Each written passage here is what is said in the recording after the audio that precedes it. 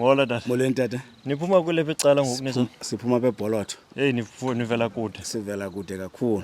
Induku enhle igawulwa phi? Ezizweni. Nilapha ke Silapha ezizweni. for uzokhangela induku enhle. Inhle kakhulu lonto Kakhulu tata. sonwabile. Zinhle inkabi zegusha. Ndiyayithanda lonto ke ngoku.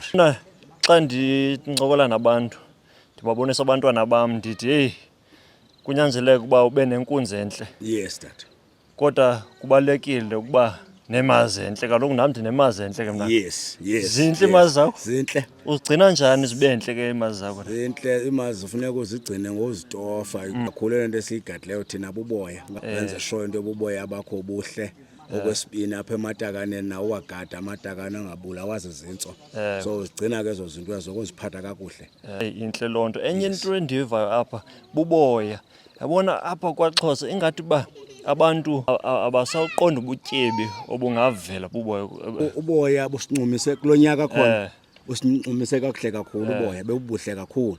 Njengoba sothatha ezinkunzi zegusha ntathu apha ngosizibonile uboya bazobuhle. Sifuna ukuimprove okwela cala loboya sibe bahle kulo kakhulu.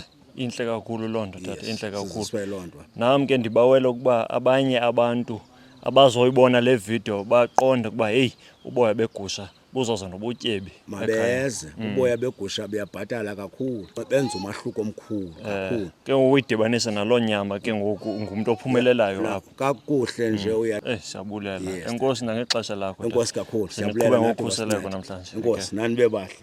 Enkosi.